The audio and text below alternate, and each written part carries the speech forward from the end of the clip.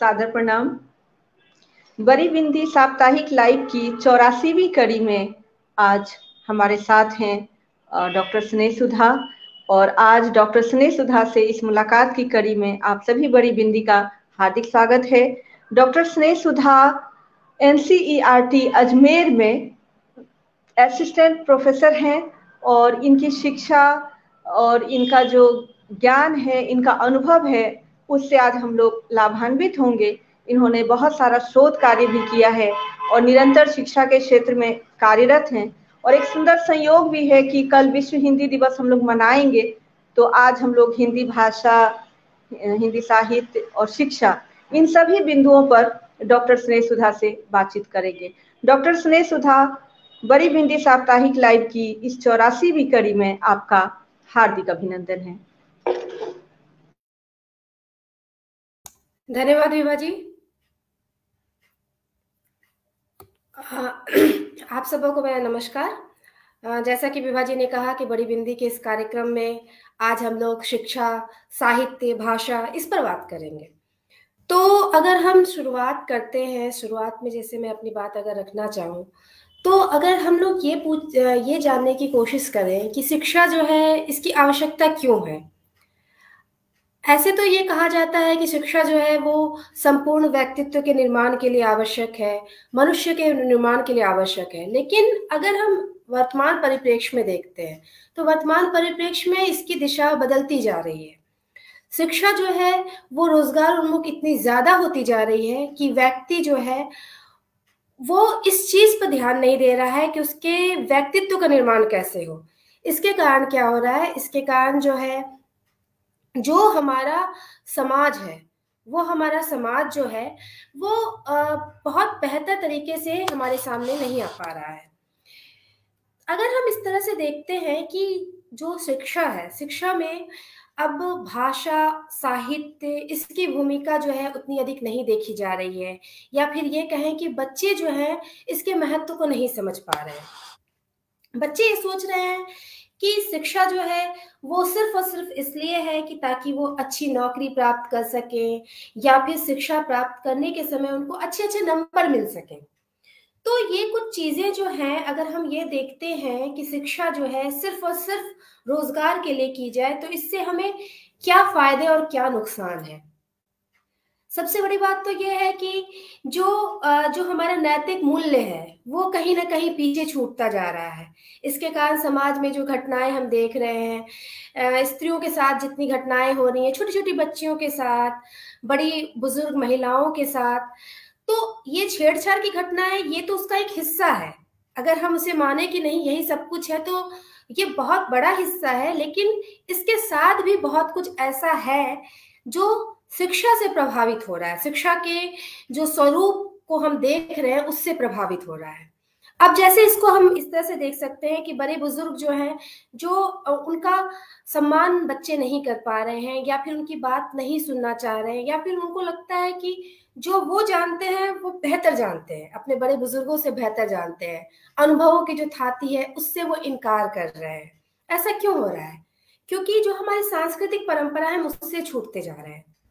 भाषा, कोई भी भाषा है, उसको हमें सीखने के साथ उसकी जो संस्कृति है, जो सांस्कृतिक परिप्रेक्ष्य है, उससे भी हम रूबरू होते हैं। जैसे कि जो हमारी भाषा, जैसे हम हिंदी, या फिर जो हमारी क्षेत्रीय भाषाएं हैं जो कि साहित्यिक रूप से भी बहुत समृद्ध है, जैसे मैथिली की ही बात करें, या फिर जो दक्षिण भारतीय भाषाएं हैं जिसको हम मतलब दक्षिण भारतीय भाषाएं, और जो भी हमारी सांस्कृतिक भाषाएं हैं उसकी एक सांस्कृतिक परंपरा है। जिस परंपरा, जो हमारी सांस्कृतिक परंपरा है, उसको जानने के लिए ये जो भाषा है यही एक माध्यम के रूप में हमारे सामने आती है। अगर हम भाषा के से दूरी बनाते हैं, अगर हम अपनी भाषा को जानने समझने की कोशिश नहीं करते हैं, उसके महत्व को नहीं जानते हैं, तो क्या होता है? उसके बाद फिर ये होता है कि हम अपनी सांस्कृतिक जो परंपरा है उससे भी दूर होते जाते हैं। तो इस तरह से जो शिक्षा जो है सिर्फ और सिर्फ रोजगार के लिए ना होके, जो शिक्षा जो है हमारा सांस्कृतिक जो पहलू है उससे भी हमें जोड़कर देखना चाहिए, जिसके लिए हमें भाषा से रूबरू होना चाहिए, और भाषा के साथ ही हम क्योंकि भाषा और साहित्य एक दूसरे से जुड़ा हुआ पहलू है, इसलिए हम साहित्य के माध्यम से भाषा को और अधिक समझते हैं, जानते हैं, और हम समाज के लिए और खुद को बेहतर तरीके से प्रस्तुत कर पाते हैं। तो इस तरह से जो है, अगर हम ये कहें कि शिक्षा जो है कैसे कैसे रूप में हमारे सामने आती है, तो हम उसके कई कई परिप्रेक्ष्य हमारे सामने उभर के आते हैं, जिसपे हम आगे और बात करेंगे। जैसे जैसे हमारे सामने बातें आएंगी, तो शिक्षा, भाषा और साहित्य सबके पहलुओं को लेकर हम एक एक करके बात करते जाएंगे। डॉक्टर स्नेह, आपने जो बातें कही उन सबका बहुत आज महत्व है, क्योंकि बार बार ये बात आती रहती है कि आखिर शिक्षा का उद्देश्य क्या है। लेकिन सबसे पहले हमारे मन में ये जिज्ञासा है कि इतनी कम उम्र में आप पोस्ट डॉक्टोरल तक पहुंच चुकी हैं, आपने पोस्ट डॉक्टोरल भी कर लिया है और इतने बड़े स्तर पर आप शिक्षा का कार्य संभाल रही हैं, क्योंकि शिक्षकों को आप शिक्षा देती हैं, ये भी एक बहुत बड़ी बात है। मैं जानना चाहती हूँ कि कैसा था डॉक्टर स्नेह सुधा का बचपन, कैसे आरंभिक शिक्षा दीक्षा उनकी हुई और कैसे वो शिक्षा के इस क्षेत्र में इतनी बड़ी एक हस्ती बन करके हम सबके सामने उपस्थित हो पाई हैं।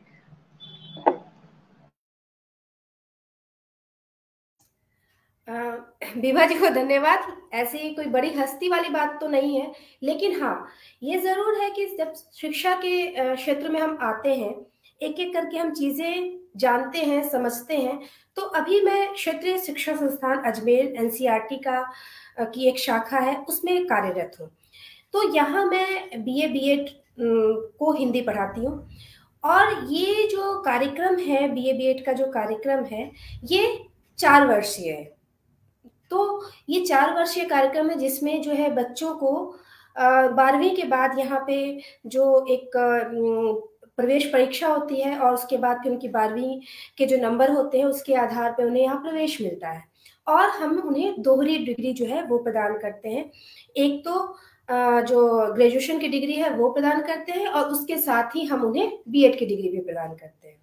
तो जहाँ तक मेरी शिक्षा का सवाल है, तो वो मैंने जो है, मैं मतलब पूर्णिया बिहार से हूँ। प्रारंभिक शिक्षा मेरी Ursuline convent girls high school Purnia वहाँ हुई है।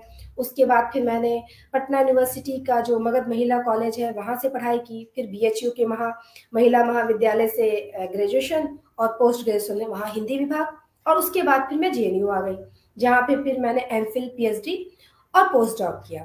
तो एमफिल जो है वो तो मेरा 1857 की क्रांति पर जो आधारित गदर के फूल है अमृतलाल लागर का, उस पर किया था, उस पुस्तक पे किया। और जो मेरी पीएचडी और फिर मेरी पोस्ट डॉक्टरल डिग्री जो है, इन दोनों को मैंने पत्र साहित्य पे किया था। जो कि पहले मैंने पत्र साहित्य पे किया तो 1915 से 45 के जो साहित्यकार हैं उनके पत्रों को लेकर बात की, कि उनके इसमें सामाजिक, सांस्कृतिक और फिर भाषा को लेकर क्या परिप्रेक्ष्य आता है। क्योंकि जैसे हम पत्र साहित्य को, कभी कभी हम पत्रों को जो है बहुत से लोग साहित्य मानने के लिए भी तैयार नहीं होते हैं, जबकि जो पत्र साहित्य की बात की जाती है, कोई भी विधा है, साहित्य की कोई भी विधा है, तो उसमें जो है हम इस चीज को देखते हैं कि कई चीजें जो हमारे सामने आती हैं, कई चीजें हमारे सामने इस रूप में आती हैं कि जो भी समाज में चीजें हो रही हैं उसको साहित्य में किस रूप में प्रस्तुत किया जा रहा है।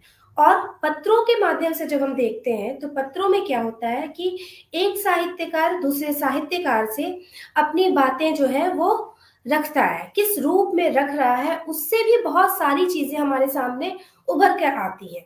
जैसे कि निराला ने अपनी रचनाओं को लेकर जो पत्र साहित्य में बातें की, प्रेमचंद को लिखा, फिर उसी तरह से जो है उनकी रचनाएं कैसे वो एक दूसरे से बात कर रहे हैं, विनोद शंकर व्यास हैं, या फिर अज्ञेय हैं, केदारनाथ अग्रवाल हैं, रामविलास शर्मा हैं, ये अपने पत्रों में कई विमर्श चलाते हैं जिसके बारे में उन्होंने बाद में पुस्तकों में चर्चा की।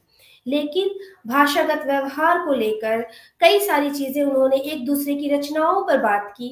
तो ये कई सारी चीजें जो है पत्रों में उनके सांकेतिक रूप हमें दिखलाई पड़ते हैं, और जब हम साहित्य में देखते हैं, साहित्य के अन्य उनके रूपों में देखते हैं, तो उसको विस्तार में हम जान पाते हैं। तो इस तरह से जब हम पत्र साहित्य हम पढ़ते हैं तो कई चीजें हमें मतलब सांकेतिक रूप में तो प्राप्त होती है, लेकिन हमें यह जानकारी मिलती है कि साहित्यकार जो है अपने व्यक्तिगत जीवन में उन चीजों को कैसे वो ले रहा था, और जब साहित्यकार आपस में बातचीत कर रहे थे उसको फिर वो साहित्य में ला रहे थे। तो आपसी जो विमर्श, जैसे अभी हम लोग ऑनलाइन बातचीत करते हैं, उस समय ऑनलाइन की तो चीजें नहीं थी, उस समय पत्र ही एक माध्यम हुआ करता था। तो वो पत्र, हाँ ये जरूर था कि उस समय पत्र जो है बहुत जल्दी जो है एक दूसरे के पास पहुंच जाया करते थे, तो पत्रों के माध्यम से वो कई विमर्श लाते थे। अब जैसे महावीर प्रसाद द्विवेदी का जो भाषा का अनिश्चितता विवाद है, वो पत्रों में मतलब पत्रों में उसके बहुत सारे रूप हमें दिखलाई पड़ते हैं कि बाल मुकुंद गुप्त और महावीर प्रसाद द्विवेदी के बीच में जो ये पूरा विवाद चला था। तो इस तरह से हम अगर देखते हैं तो पत्रों में जो है हमें बहुत सारी चीजें दिखलाई पड़ती है, जिसको हम उन साहित्य की अन्य विधाओं में आगे देख सकते हैं। तो इसको ध्यान में रखते हुए मैंने पत्र साहित्य पे पीएचडी में काम किया, और उसके बाद फिर पोस्ट डॉक्टरल में मैंने महावीर प्रसाद द्विवेदी के जो पत्रों के सामाजिक साहित्यिक सरोकार हैं उनको लेकर फिर बात की कि उनके यहाँ साहित्य किस रूप में आया है, और पत्रों में उसकी छवि हमें किस रूप में दिखलाई पड़ती है। फिर भाषागत प्रयोग जो वो कर रहे हैं या भाषिक विवाद जो हो रहे हैं, वो पत्रों में जो वो प्रयोग कर रहे हैं और अपनी अन्य पुस्तकों में जो प्रयोग कर रहे हैं, क्या उसमें कोई विभेद नजर आ रहा है या वो एक तरह की ही चीजें हैं। ये अंतर भी हमें पत्रों के माध्यम से दिखलाई पड़ता है और हम इसको जान और समझ पाते हैं। तो मतलब इस तरह से जो है मैंने अपनी पढ़ाई की, जो कि आपने मतलब पूछा कि वहाँ पूर्णिया बिहार से आके फिर मैं यहाँ तक आई हूँ। तो उसके बाद फिर जो है एनसीईआरटी में जॉब मिलने के बाद, एनसीईआरटी का ये जो मतलब अजमेर है क्षेत्रीय शिक्षा संस्थान, तो यहाँ पर जो है 9 स्टेट के बच्चे आते हैं, और यहाँ पे बीएड की भी डिग्री है, बीएससी बीएड की है, एमएड की है, ये सारी जो डिग्रीज हैं ये यहाँ पे दी जाती है, ये पढ़ाई यहाँ पे होती है। और उसके साथ जो है यहाँ पे बच्चों के लिए जो है वो प्रायोगिक विद्यालय भी है, जो कि मतलब बहुउद्देश्य प्रायोगिक विद्यालय डीएमएस, तो वो भी यहाँ है, जिसके आधार पर 12th तक जो है बच्चों को शिक्षा दी जाती है, और उसके बाद फिर कॉलेज लेवल पे BA BEd BSc BEd BEd MEd ये सारी पढ़ाई यहाँ पे होती है। तो ये इसका मतलब यहाँ के कार्य का ये है। और उसके बाद फिर जब ऐसे बच्चे हैं 4th ईयर में, थर्ड ईयर में उनकी 15 दिनों की इंटर्नशिप होती है, फिर 4th ईयर में जो है उनकी 3 महीने, पूरा उनका कोर्स 4 महीने का होता है जो इंटरनल, और उसके बाद फिर स्कूल्स में जाते हैं वो इंटर्नशिप होती है। फिर हम उसको उन्हें ऑब्जर्व करने जाते हैं कि जो हमने बताया है वो कितना अधिक उसको कार्यान्वित कर पा रहे हैं, किस तरह से वो कक्षाएं ले रहे हैं, कैसी पढ़ाई वो बच्चों को किस तरह से पढ़ा पा रहे हैं। तो ये इसका पूरा फॉर्मेट है जिस आधार पे यहाँ पे शिक्षा दी जाती है। तो इससे ये दोहरा फायदा हो जाता है कि बच्चे को जो है एक अनुभव भी प्राप्त हो जाता है, और अगर कोई बच्चा जो है आगे शिक्षक शिक्षिका बनने की में रुचि रख रहे हैं, तो वो मतलब ग्रेजुएशन के बाद ना करके साथ में ये जो डुअल डिग्री है तो इसको प्राप्त कर सकते हैं, जिससे उनका समय भी बचेगा और वो अपना काम भी बेहतर तरीके से कर पाएंगे। जी बहुत अच्छी जानकारी दी डॉक्टर स्नेह।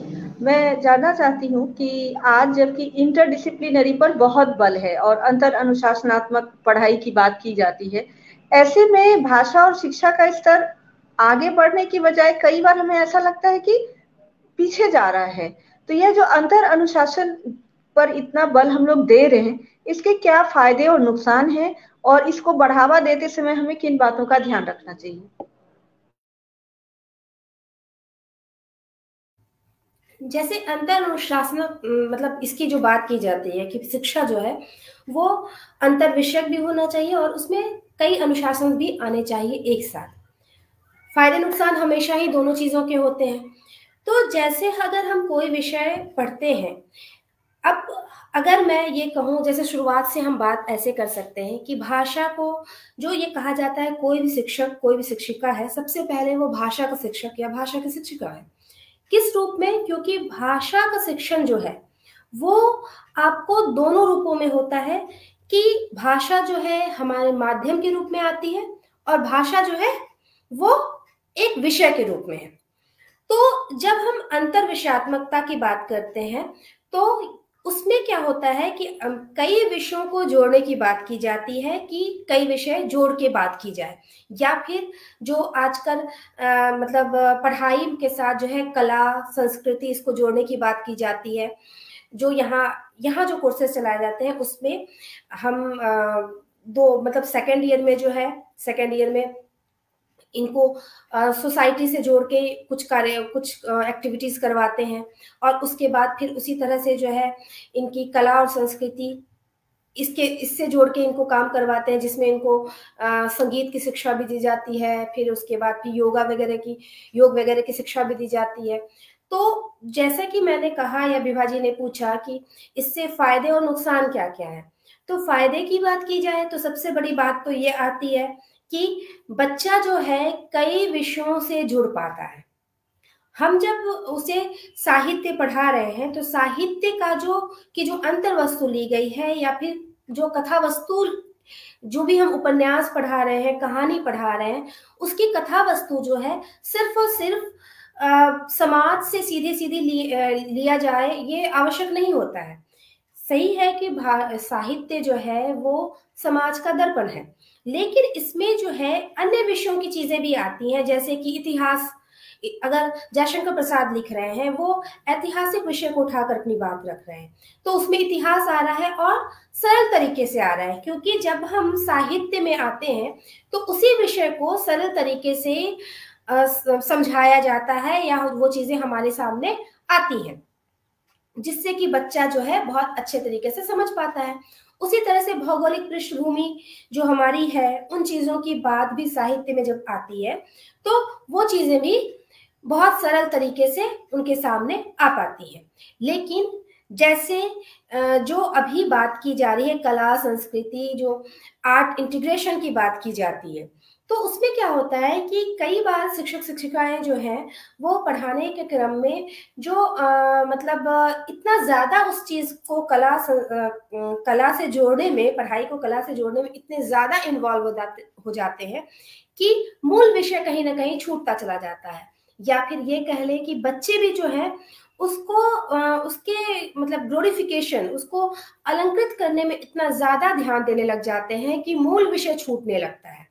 तो इस तरह से अगर हम जब देखते हैं कि दोनों चीजों में जो है सामंजस्य बैठाने की आवश्यकता है, यानी कि हमारे सामने कोई भी चीज जब आ रही है तो उसका सकारात्मक और नकारात्मक दोनों पहलू हमारे सामने आता है, तो हमें ये ध्यान रखना पड़ेगा कि जो हमारी चीजें हैं उसके सकारात्मक पहलू को हम कैसे ध्यान दें, या फिर जो भी चीजें हमारे पास आ रही हैं उसकी सकारात्मकता को हम कैसे बनाए रखें।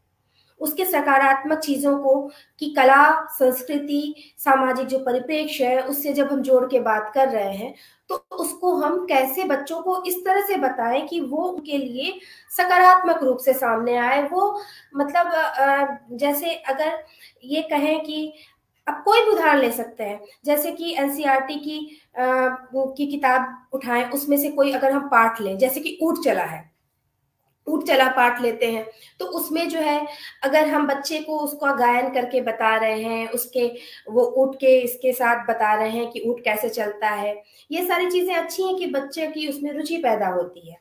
लेकिन अगर उसी तरह से अगर किसी पाठ को पढ़ाने में हम बहुत ज्यादा वो उसको कलात्मक बनाने में उलझ जाएंगे तो फिर कहीं ना कहीं से ये चीजें जो है पढ़ाई पर उसका बुरा असर भी पड़ सकता है, कि बच्चे जो है उस चीज को अगर नहीं कर पा रहे हैं, क्योंकि हर बच्चे की क्षमता अलग अलग होती है। कोई बच्चा जो है बोलने में माहिर होता है, कोई पढ़ने में होता है, कोई संवाद लेखन में होता है, कोई चित्र बनाने में होता है, लेकिन उसकी कलात्मकता को अगर हम निकाल पा रहे हैं तो ये इंटीग्रेशन हमारे लिए फायदेमंद हो जाता है। लेकिन अगर उसकी कलात्मकता को हम नहीं निकाल पा रहे हैं और कलात्मकता को हम सकारात्मक रूप से प्रयोग नहीं कर पा रहे हैं तो बच्चों के लिए इसका नुकसान भी हो सकता है। इसलिए ये सामंजस्य बनाने की आवश्यकता है, जिससे कि जिस उद्देश्य से ये बात की गई है, आर्ट एंड इंटीग्रेशन की बात की गई है, उस उद्देश्य को हम बेहतर तरीके से पूरा कर पाए। इसी बीच विभा रानी दीदी ने एक सवाल पूछा है। उनका पूछना है कि क्या आज उच्च तकनीकी पढ़ाई हिंदी और अन्य भारतीय भाषाओं के माध्यम से हो सकती है? एनसीईआरटी क्या इन क्षेत्रों में कोई काम कर रहा है?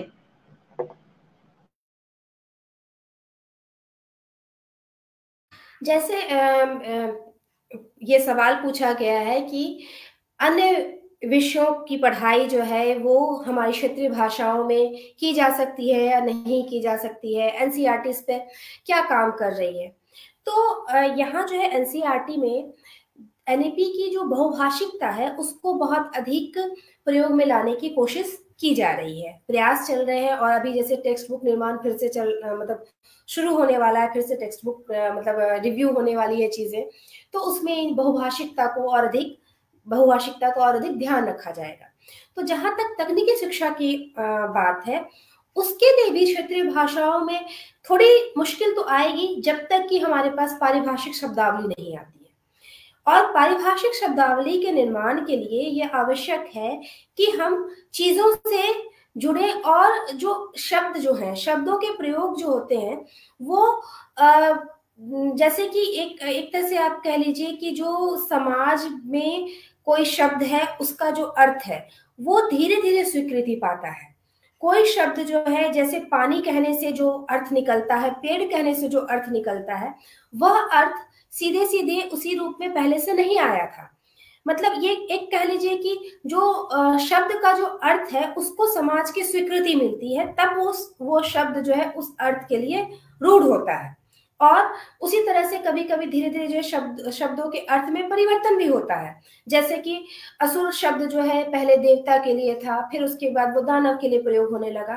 तो उसी तरह से जब हम पारिभाषिक शब्दावली के निर्माण पर ध्यान देते हैं, ये ध्यान देते हैं कि कैसे जो है हिंदी में या फिर अन्य क्षेत्रीय भाषाओं में जो उन क्षेत्रीय भाषाओं के जो विद्वान हैं, जो उन भाषाओं पर काम करते हैं, उनसे नियमित संपर्क स्थापित करके, या फिर जो जैसे साहित्य अकादमी जैसी संस्थाएं हैं जो उन भाषाओं में, क्षेत्रीय भाषाओं में काम कर रही है, उससे जो जुड़े हुए लोग हैं, उनसे हम नियमित संपर्क बनाकर, निरंतर संपर्क बनाकर उनसे हम शब्दावली निर्माण पे बातचीत कर सकते हैं। और जैसे, क्योंकि बच्चा जैसे प्रारंभिक शिक्षा में, प्रारंभिक जैसे छठी तक में तो ये कहा ही जाता है कि उनकी जो मातृभाषा है उसमें उन्हें शिक्षा दी जानी चाहिए। क्योंकि बच्चा जो है जिस परिवेश से आता है, वो कभी बच्चा कोरा होके नहीं आता है, वो अपने परिवेश के साथ आता है, वो कुछ सीख के आता है।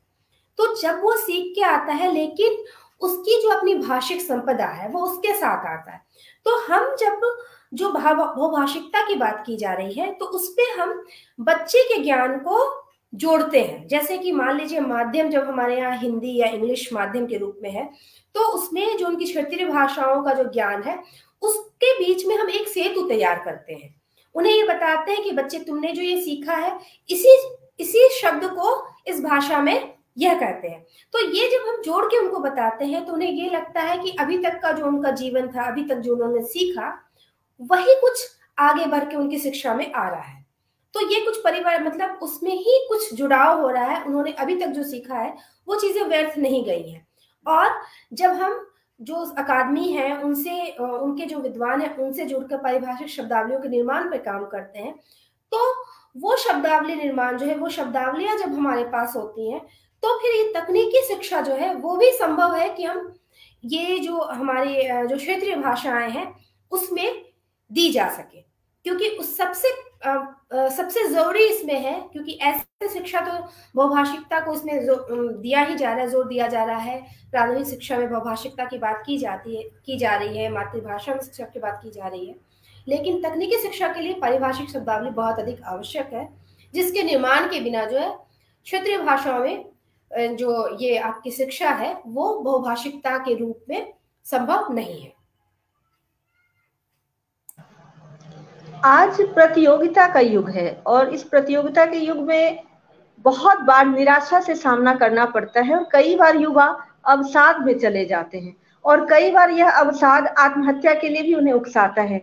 तो एक शिक्षक होने के नाते, और जैसा कि आप शिक्षकों को भी शिक्षा देती हैं, हम सबको समाज के जो भी बड़े लोग हैं जो शिक्षा के क्षेत्र से जुड़े हैं या अभिभावक हैं, उनको क्या ऐसी पहल करनी चाहिए जिससे हमारी युवा पीढ़ी अवसाद से बच सके?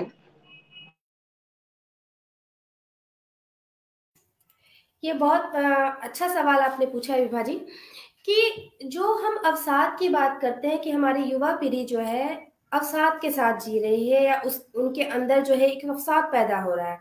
अब इसको अगर आप देखने की कोशिश करें तो ये अवसाद क्यों पैदा होता है? अवसाद इसलिए पैदा होता है कि हमने अपनी महत्वाकांक्षा को इतना अधिक रखा हुआ है, या फिर ये कह लें कि एक अभिभावक होने के नाते हम अपने बच्चों से इतनी ज्यादा अपेक्षा रखते हैं कि वह अपेक्षा जो है उनकी पूरी नहीं, मतलब वो अगर जो पूरी नहीं कर पाते हैं तो उन्हें ऐसा लगता है कि उनके जीवन का कोई मूल्य नहीं रह गया है। जैसे नंबर की संस्कृति है कि अब जो है अधिक से अधिक, मतलब आप जब देखेंगे कि बच्चों को 12वीं में जो है 100% नंबर प्राप्त हो रहे हैं, जिन्हें नहीं हो रहे हैं वो अवसाद में जा रहे हैं। 93% जो 93% ला रहे हैं, 93% लाने वाले बच्चे भी कहीं एडमिशन नहीं पा रहे हैं। तो उन्हें लगता है कि खुद को बस बस बिल्कुल झोंक देना है, खुद को इतना अधिक तपाना है, तब जाके उन्हें जीवन में कुछ प्राप्त हो पाएगा। तो हमें बताने की आवश्यकता है कि नंबर जो है या फिर रोजगार पाना जीवन का एक हिस्सा है, वही सब कुछ नहीं है। तो जहां तक एक अभिभावक के रूप में या एक शिक्षिका के रूप में हमारा ये दायित्व तो बनता है कि हम बच्चों को ये बताएं कि ये जो हमारा जीवन है, ये जीवन हमारा बहुत अधिक मूल्यवान है।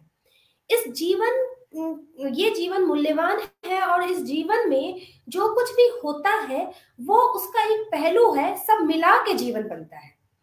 अगर एक बच्चा जो है परीक्षा में अच्छे अंक नहीं प्राप्त कर पा रहा है तो वही उसके जीवन का अंत नहीं है, बल्कि वो अगली परीक्षा में अच्छे अंक प्राप्त कर सकता है।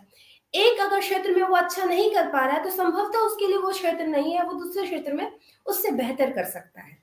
यहाँ पर साहित्य की भूमिका आ जाती है कि साहित्य में जैसे आत्मकथा, जीवनी, या फिर कोई साहित्यिक विधा, अन्य साहित्यिक विधा में जो चीजें आती हैं वो जब हम पढ़ते हैं तो बच्चे उन पात्रों के माध्यम से, या फिर जो साहित्य, जिन साहित्यकारों की जीवनी, आत्मकथा पढ़ी जाती है, उनके माध्यम से बच्चे ये जान पाते हैं कि जीवन में जो भी घटनाएं घटती हैं उन घटनाओं से क्या कुछ सीखा जा सकता है, या फिर नकारात्मक परिस्थितियों के बीच से भी कैसे अपने आत्मविश्वास को जगाया जा सकता है, अपना निर्माण किया जा सकता है। जैसे कि स्वदेश दीपक ने लिखा, मैंने मांडू नहीं देखा। अब आप या मैं, मतलब इसको पढ़ने के पहले मैं इस बात पे यकीन नहीं कर सकती थी कि एक लेखक जो है, एक नाटककार, इतनी ऊंचाई तक पहुंचने के बाद या इतना नाम कमाने के बाद भी अवसाद में कैसे जा सकता है, और इतने अवसाद में कि वो आत्महत्या करने की कोशिश करे, एक बार नहीं कई बार, खुद को वो 60% तक, 60% तक जला डाले। बहुत सारी ऐसी चीजें होती हैं कि कई बार ऐसा होता है कि हम ये समझ नहीं पाते हैं कि हम अवसाद से गिरते जा रहे हैं, या फिर हमसे जुड़े बच्चे जो है वो अवसाद से गिर रहे हैं। तो बीच बीच में हमें एक अभिभावक के रूप में, एक शिक्षक के रूप में बच्चों से बातचीत करने की आवश्यकता है, उनके मनोभावों को जानने की आवश्यकता है, और हम जो है उनके बीच में, हमारे और उनके बीच में जो एक मैत्री भाव है वो बना रहना आवश्यक है। अब क्योंकि एक छोटा बच्चा है, जैसे आप अपने घर में ही देखने की कोशिश करेंगे तो एक जब छोटा बच्चा है वो जब तक उसे मतलब इस तरह से टोका नहीं जाता है कि वो गलत कर रहा है, तब तक वो अपनी एक एक चीज आकर अपने माता पिता को बताता है।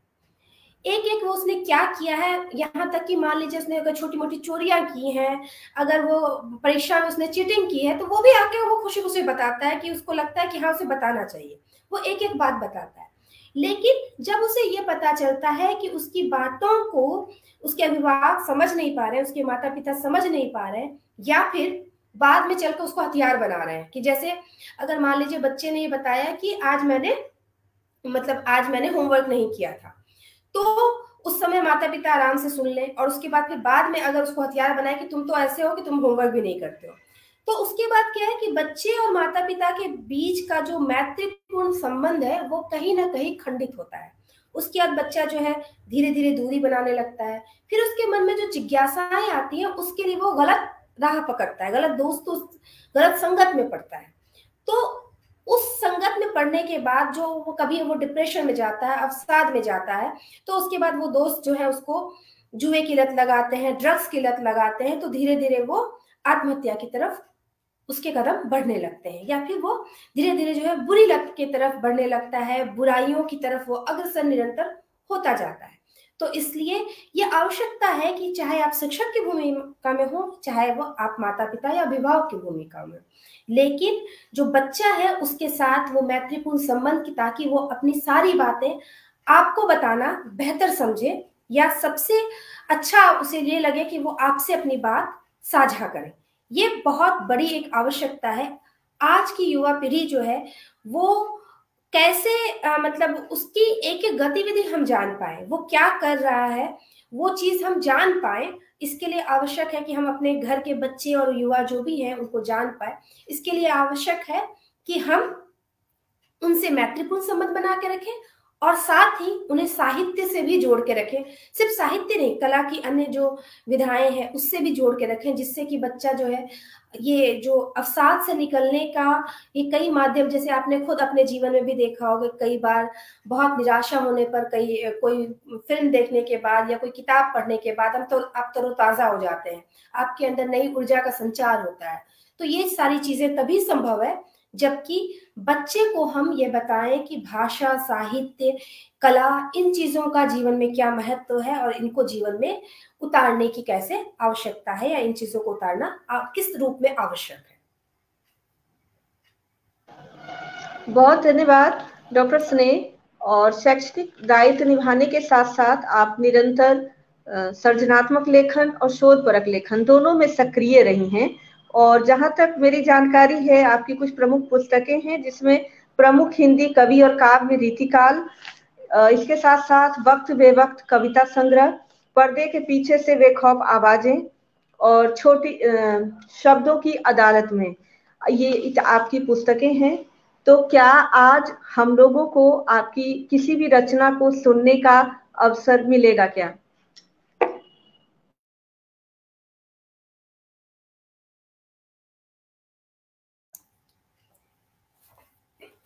मेरा जो काव्य संग्रह है उससे ही मैं एक कविता का पाठ आपके सामने करती हूँ।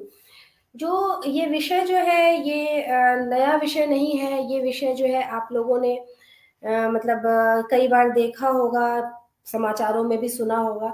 तो विषय की बात मैं नहीं करती हूँ, मतलब मैं कविता आपके सामने रखती हूँ, विषय आपके सामने खुद ब खुद सामने आ जाएगा। तो शीर्षक है जल चुका है। जल चुका है चेहरा उसका और पहचान के कई अंश, आंखों से बामुश्किल दिखता है और आईना वह भी कांप जाता है। नाम में क्या रखा है, कुछ भी रख लो, दास्तां तो एक सी है। तथाकथित प्रेमी ने रोकी राह और कहा आई लव यू। लड़की ने जवाब न दिया। एक दिन, दो दिन, टूटा सब्र का बांध प्रेमिका। फिर एक दिन रोकी राह और पूछा जवाब क्या है। लड़की ने जवाब दिया नहीं। तो फिर यह ले, और फेंक ही तो दिया तेजाब, जिसने झुलसा डाला चेहरा उसका। आंखों में न मस्ती रही कि डूब जाने को जी चाहे, होठों पर न बची गुलाब सी कोमलता कि उसे चूमने को जी करे। कितना सही प्रश्न किया उस पीड़िता ने, जिसकी काव्यगत अभिव्यक्ति फेसबुक पर दिखी कि गलती हुई जो वो लड़के का पाक प्रेम समझ ना पाई। पर क्या अब वो प्रेमी उसे अपनाएगा, अपने प्रेम को शाश्वत बनाएगा? यह प्रेम का कौन सा रूप है? पर प्रश्न तो यह है कि क्या यह प्रेम है? ध्वस्त हो गई इच्छाएं उसकी, टूट गए कई अरमान, और जीवन भर ना मिटने वाला दर्द उसका और साथ ही पूरे परिवार का। चेहरा तो पहचान देता है, चेहरा तो पहचान देता है। जल चुके चेहरे के साथ जीना आसान नहीं होता। प्रबल जिजीविषा के साथ वह जी भी ले, पर यह दर्द तो ताउम्र सालेगा। प्रेमी इतराएगा अपनी सफलता पर, मेरी नहीं तो किसी की नहीं। प्रेम या भोग, मुझे छूने ना देगी तो तुझे छूने लायक ना छोड़ेगा। एक तरफ भयानक अट्टहास तो दूसरी तरफ अविरल आंसुओं की धार। तो ये बस एक छोटी सी कविता मुझे आपके सामने रखनी थी। विभा जी, आमतौर पर माना जाता है कि जो लोग बहुत ज्यादा शोध कार्य करते हैं अक्सर रचनात्मक लेखन में पीछे रह जाते हैं। तो इस पर आपका क्या कहना है? क्योंकि मैं लगातार देख रही हूँ कि आपकी जो रचनात्मकता है वो बहुत ही बेहतरीन है। और संवदिया में आपकी 2 कहानियाँ मेरे ख्याल से फांस और बस इतना ही काफ़ी सराही गई थी। तो यह जो भ्रम है कि शोधपरक लेखन और रचनात्मक लेखन साथ-साथ नहीं हो सकता, इस भ्रम से लोगों को बाहर लाने के लिए क्या आप कुछ कहना चाहेंगी?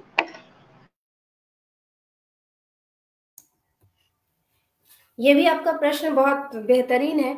ये जो सृजनात्मक लेखन और शोधपरक लेखन है, ये एक तरह से आप कह लीजिए कि दोनों एक दूसरे से जुड़े हुए हैं। शोधपरक लेखक में क्या होता है कि आप जो अपनी चीजें आपने जो देखी हैं, जानी है, आपने जो चीजें पढ़ी हैं, उसको आप तथ्यात्मक रूप से सामने रखते हैं।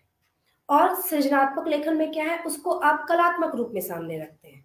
लेकिन जैसे अगर आप संजीव को पढ़ते हैं, संजीव को पढ़ेंगे तो उसमें आपको कई ऐसी चीजें हैं, जैसे उन्होंने एक कहानी है, उसमें उन्होंने पर्वतारोहण के बारे में लिखा है, या फिर जो जब वो कहानियां लिखते हैं, उपन्यास लिखते हैं, तो उसमें जो वैज्ञानिक तथ्य आते हैं वो एक एक करके आप उससे उसके एक एक प्रयोगों से, एक एक टर्म से रूबरू होते जाते हैं। तो ये आप पे निर्भर करता है कि आपने जो पढ़ा है, जो जाना है, जो समझा है, उसको आप किस रूप में प्रस्तुत करना चाहते हैं। जैसे कि विभा जी ने भी बात की कि जो हम कैसे शिक्षा में इस चीज को बताएं, या फिर इस चीज को जोड़ने की बात जो की जाती है, इसको हम कैसे जोड़ते जाएं। तो बच्चों को जब हम शिक्षा देते हैं, किसी भी स्तर पे दे रहे हो, आप विद्यालय स्तर पे दे रहे हो या फिर कॉलेज के स्तर पे दे रहे हो, तो उनके अंदर जो सृजनात्मकता है, उसको सबसे पहले तो हमें एक एक मतलब जो हर बच्चा है, जो मैंने पहले भी कहा कि एक बच्चा जो है, हर बच्चा अलग अलग रूप से सृजनात्मक होता है। यह जरूरी नहीं है कि हर बच्चे में एक ही चीज हो। तो हमें सबसे पहले ये जानने की आवश्यकता है कि ये सृजनात्मकता क्या है। सृजनात्मकता ये है कि आपके अंदर कुछ रचने की क्षमता हो। वो रचना कुछ भी हो सकती है। वो रचना जो है लेखन के रूप में हो सकती है। वो रचना जो है, आप अगर कलात्मक रूप से उसकी प्रस्तुति करते हैं, वो भी आपकी सृजनात्मकता है कि आप उसको कैसे प्रस्तुत कर रहे हैं, नए तरीके से प्रस्तुत कर रहे हैं। तो जैसे बच्चा जब कुछ पढ़ रहा है, एक असाइनमेंट भी लिख रहा है, तो उसमें वो जो कुछ नया जोड़ता है, उससे ज्ञान परंपरा जो है वो आगे बढ़ती है, वो समाज को कुछ नया दे पाता है। उसी तरह से अगर जब वो बच्चा असाइनमेंट लिखने के बजाय उसी चीज को काव्यात्मक अभिव्यक्ति देता है, कहानी के रूप में देता है, नाटक कुछ भी लिखता है, या फिर वो अगर उसकी नाट्य प्रस्तुति कर पाता है, तो वहां वो सृजनात्मक रूप से हमारे सामने आती हैं चीजें, कि उसमें सृजनात्मक रूप में आप अपनी तरफ से कुछ भी नया दे रहे हैं। मतलब शोधपरक लेखन में भी देते हैं, लेकिन उसमें तथ्यात्मक रूप से देते हैं, और सृजनात्मक लेखन में आप जो है कलात्मक रूप से चीजों को प्रस्तुत करते हैं। तो अपने अंदर जो है वो सृजनात्मकता को बनाए रखना, अपने अंदर जो उस कलात्मकता को जीवित रखने के लिए आप जब चीजों को देखते हैं, तो उनको कैसे आप सरल तरीके से रख सकते हैं सामने। जैसे कि रिपोर्ट और रिपोर्टाज का अंतर, इसी से आप चीजों को समझ सकते हैं कि चीज तो वही है, रिपोर्ट भी है जिसमें आपको चीजों को प्रस्तुत किया जा रहा है, रिपोर्टाज में भी किया जा रहा है, लेकिन रिपोर्टाज में क्या है, बस वही चीजें कलात्मक रूप से आ गई आपके सामने। उसमें जो है थोड़ी संवेदना जुड़ गई कि जब जो है जल प्रलय के बारे में, ये जो डूब रहा है, बाढ़ के बारे में जब रेणु लिख रहे हैं, तो उसमें जो है वो एक एक चीज का ऐसे वर्णन कर रहे हैं, उसके वो साक्षी बन रहे हैं, उस रूप में उसका वर्णन कर रहे हैं, तो वो कलात्मक रूप से चीजें हमारे सामने आ रही है। और जब हम वही चीजें अखबार में पढ़ रहे हैं, तो तथ्यात्मक रूप से कि इतने मरे, इतने डूबे, इतने को ये हुआ, इतनों को खाना नहीं पहुंचा। अब खाना नहीं पहुंचा तो खाना कैसे, किन लोगों ने पहुंचाया और किस रूप में पहुंचाया, जब हम इसको संवेदनात्मक रूप से प्रस्तुत करते हैं, तो वहां हमारी सृजनात्मकता आ जाती है। तो इस तरह से जो है आप शोध और सृजन दोनों को जोड़ते हुए अपने लेखन को नए आयाम दे सकते हैं, अपने व्यक्तित्व को भी नए आयाम दे सकते हैं, और आप एक तरह से कह लीजिए कि अपना एक नया स्वरूप, अपना व्यक्तित्व का एक नया पहलू तैयार कर सकते हैं। यूं तो आपका कार्य ही युवाओं के लिए है, परंतु इस बड़ी बिंदी के मंच से युवाओं को क्या संदेश देना चाहेंगी? युवाओं को संदेश की बात है तो बस जैसे जो हमने प्रारंभ से ही जो बात की है कि सबसे पहले तो बच्चे जो हैं वो भाषा और साहित्य इसको जो है कमतर ना आके, सबसे बड़ी चीज, क्योंकि हमारे जीवन के लिए जो है भाषा और साहित्य का बहुत अधिक महत्व है, क्योंकि भाषा जो है वो हमें गढ़ती है, हमारा निर्माण करती है। और भाषा को जब हम देखते हैं तो जो किस परिस्थिति में किस शब्द का चयन करना है, सही शब्दों का चयन करना जो है, ये भाषा और साहित्य के माध्यम से ही हम सीख पाते हैं। तो जब अगर हम सही शब्दों का चयन नहीं करते हैं, और सही शब्दों का चयन करना कितना महत्वपूर्ण है, यह बच्चों को बताने की आवश्यकता है। और इसके लिए सबसे बड़ी चीज है कि जैसे आपने कहा युवाओं को संदेश, लेकिन साथ साथ मैं ये कहूंगी कि जो युवा शिक्षक है, शिक्षिकाएं हैं, उनके लिए भी ये बात लागू होती है कि जब भी वो किसी भी विषय का मूल्यांकन करें तो सिर्फ और सिर्फ वो टेक्स्ट ना देखें, विषय ना देखें कि बच्चे ने विषय में उस टर्म्स का प्रयोग किया है कि नहीं, वो विषय आ गया है कि नहीं, लेकिन उसके साथ उसने उसकी प्रस्तुति कैसे की है, क्या वाक्य संरचना पर उसने ध्यान दिया है, क्या शब्दों का चयन सही किया है। अगर हम इनके साथ उनका मूल्यांकन करते हैं, यानी कि उनके नंबर पर जिसके लिए वो बहुत ज्यादा लालायित है, अगर उनके नंबर पर उनकी वाक्य संरचना, उनकी भाषिक चयन, वो कैसे शब्दों का प्रयोग करें, इन चीजों का भी प्रभाव पड़ेगा, उसके बाद ही वो भाषा और साहित्य को महत्व देंगे। उनके लिए इनका महत्व इसलिए कम होता जा रहा है क्योंकि वो देख रहे हैं कि उनके नंबर पे कोई फर्क नहीं पड़ रहा है। वो उन्हें ये नहीं पता कि कर्ता कहाँ रखना है, क्रिया क्या है, फिर उसके बाद फिर कुछ भी उन्हें नहीं पता है, कैसे वाक्य संरचना की जानी, कहाँ उन्हें भूतकाल वर्तमान काल सब वो उनका मिला रहता है। और हिंदी में अगर बात करें तो बिंदी की समझ तो उन्हें बिल्कुल भी नहीं है कि बिंदी कहाँ लगानी है, बहुवचन है, एक वचन है, आदर सूचक है, वो क्या है, थे में बिंदी नहीं लगती है, वो पीएचडी कर लेते हैं, उन्हें नहीं पता होता है, मैं और मे का अंतर, और का अंतर, मतलब सारी चीजें उनकी ब्लैंक चली जाती है और वो डिग्री पे डिग्री लेते चले जाते हैं। और इसी कारण से वो जब शिक्षक शिक्षिका बनते हैं तो उसी तरह से मूल्यांकन भी करते हैं, क्योंकि उनके मूल्यांकन में इनकी कोई भूमिका नहीं रही है, तो उन्हें ये पता ही नहीं है कि इन चीजों का कोई महत्व भी है। तो इसलिए युवा पीढ़ी को अपने पढ़ने के क्रम में इन चीजों को, अगर हम जब पढ़ते हैं, जो किताबें पढ़ते हैं, सारी किताबों में प्रूफ रीडिंग की गलतियां नहीं होती हैं, कुछ ही किताबों में होती हैं, सारी किताबों में नहीं होती है। तो हम किताबों से जब जुड़ते हैं तो उसमें शब्द कैसे लिखे गए हैं, वाक्य संरचना कैसे की गई है, इन चीजों को ध्यान में रखकर जब हम पढ़ाई करते हैं तो वो हमारे जीवन का हिस्सा बनता जाता है। वो चीजें, वो वाक्य संरचना हमारे मन मस्तिष्क में बैठती है और जब हम उसका प्रयोग करते हैं तो उसी रूप में प्रयोग करते हैं। और उसके साथ ये तो हो गई कि भाषा और साहित्य से जोड़ने की बात। और दूसरी चीज जो मैंने कही कि हमें रोजगार पे ध्यान देना चाहिए, बच्चों को भी रोजगार पे ध्यान देना चाहिए, लेकिन रोजगार करने के पीछे अपने व्यक्तित्व निर्माण में या फिर अपने अपने को अपना सृजन करना, अपना जो विकास करना है उसको उनको नहीं छोड़ना चाहिए, उसको साथ में लेते हुए उनको काम करना चाहिए, जिससे कि समाज को एक अच्छा व्यक्ति दे सके। जैसे कई बार बच्चे ये कहते हैं या फिर हम लोग भी आपस में बातचीत में कहते हैं कि भाई एक से क्या होगा, सब कुछ तो गलत हो रहा है तो हम अकेले क्या कर सकते हैं। अकेले हम कुछ बहुत बदल ना सकते हो, लेकिन कम से कम बुराई में एक और इजाफा से तो बच सकते हैं। अब जैसे मान लीजिए कहीं कूड़ा फेंका हुआ है, अगर आपने चिप्स खाया और एक पैकेट वहां गिरा दिया तो एक तो बढ़ाया आपने भी, और अगर आप उसको अपने अपने हैंडबैग में या कहीं रख देते हैं और घर जाके डस्टबिन में फेंकते हैं तो एक तो कम किया।